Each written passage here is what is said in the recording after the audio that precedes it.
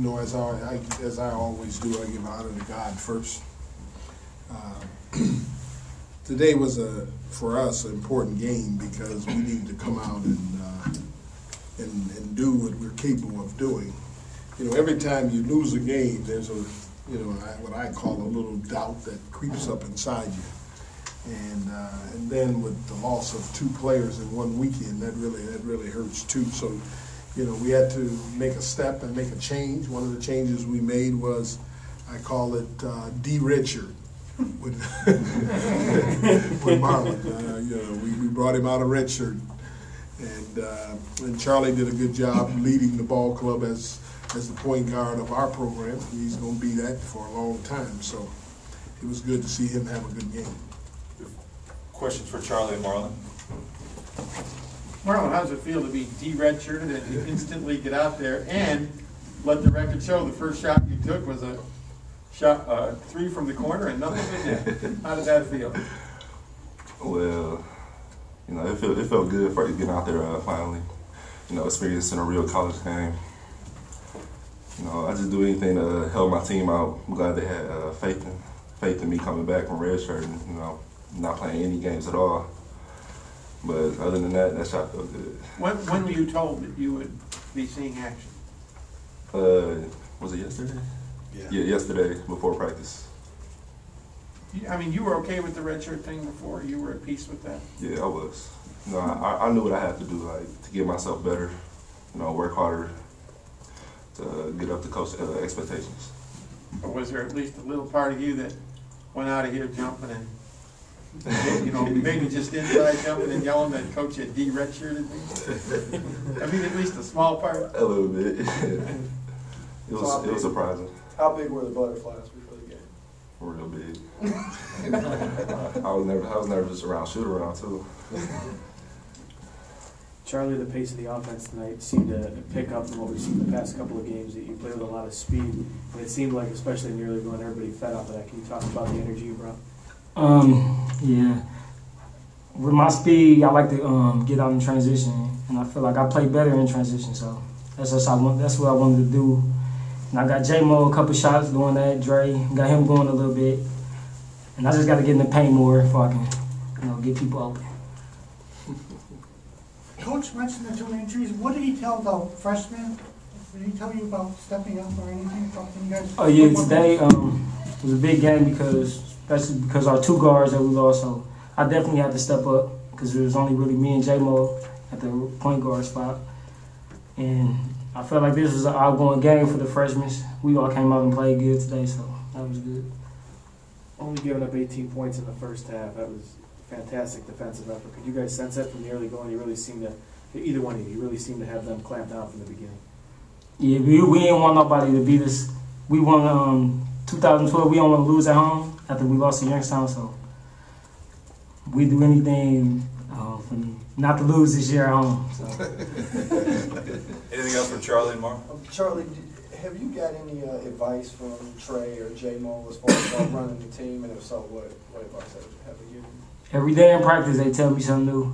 You know, I mess up in practice a lot, so but you know, it's paying off. I don't do a lot of mistakes that much as I used to do early in the season, and I'm starting to see things now more. Marlon, what are you doing now that maybe you didn't do early in the year that makes you feel comfortable coming in the game? Well now, but before I started, like, they told me I was gonna play. I did a lot of workouts, like game workouts, like coming down in transition, doing one-on-one full court, working on my ball handling, vision, seeing where everybody is on the court, defense, mostly defense. So really, defense is like the main thing I try to work on, because I let the offense just come to me. Marlon, the second time Gary put you in, it looked like you've been out there, you know, all season. You look much more comfortable. Was that second time on the floor much easier than that first? Way easier. After the first little up and down, I was a little bit tired, but then after a while, I got my wind back. There's a school of thought that says dunks are overrated, and there's also a school of thought that says dunks get players energized, and you made a nice putback. Can you talk about that play? Well, it was, I think, a media timeout before, All my teammates told me I got to get at least one done. This is first time showing up. So I had to get a 10 done. Anything else for Charlie and Marlin? All right, thanks, guys. Thank you. Thank you. Questions for Coach? Coach, sometimes injuries, you know, what's the phrase? Necessity being the mother of invention. You know, you took a couple of blows. Is it? And you said Charlie be the point guard for a long time. Does that mean you're going to start him now? You're going to let him run the show? No, I had nothing to do with that. Oh. All that was Had that? a long time in this program, meaning time Right. for the next 4 years. Well, what did you like about the way the offense ran with him as the lead point guard tonight? Well, I thought he pushed the ball. I thought he penetrated some, and I thought he hit his shot a couple of times. You put all three of those things together, there's some positive things that come out of that. Did he play better than he has? Well, one of the things I thought he did a great job was guarding that point guard. I thought he did a great job. That young man is averaging 18 points a game in our league. How many points did he end up with? 6. I mean, Charlie did a great job on that kid. I mean, he couldn't get away from him. He was right in his face the whole time. And you know, Charlie knew that's the area that he really needs to improve upon. So he's been putting a lot of effort into it. And I thought he did a great job. I thought he did a great job today defensively. And let me ask a question about Marlin. His physicality out there, we really... Well, see, let me explain something. To start the year, Marlin was the 3-man for our team. And the only reason why Marlin was redshirting was because he had never played 3. And we were teaching him that. Secondly, he just turned 18. Okay. He's a young kid. And we felt his upside for the future is unbelievable. You want me to tell you something? I hated to do this because if he had a 5th year, you're probably talking about one of the best players in this league. Now we just got to get that going by his 4th year, okay? But I really did not want to do that. It was the last thing on my mind to do. But you know, because of circumstances, sometimes you have to make adjustments and changes. Well, what can he bring? Oh, he can bring a lot. Understand, in our first 2 games, our scrimmage game against Buffalo, he scored 16 points in. Then our next game, our exhibition game here, he scored 12 in that. Yeah. Now, you didn't pay any attention because, because everybody's saying, well, he's a part of the freshman crew coming in. But when we made a decision to redshirt him, I give him credit. He did not hesitate. Said, "Coach, it would be the best for me, so I can get better." And I was hoping that we stay healthy throughout this entire time, so he could redshirt for the whole year. The thing that he brings us is a big 3 that can rebound the basketball, and he's got a physical body. And if and he can also play the 4. So you got a person, and the problem with that is, when you're a freshman, you don't want him to try to work on 2 positions because it's very, very difficult.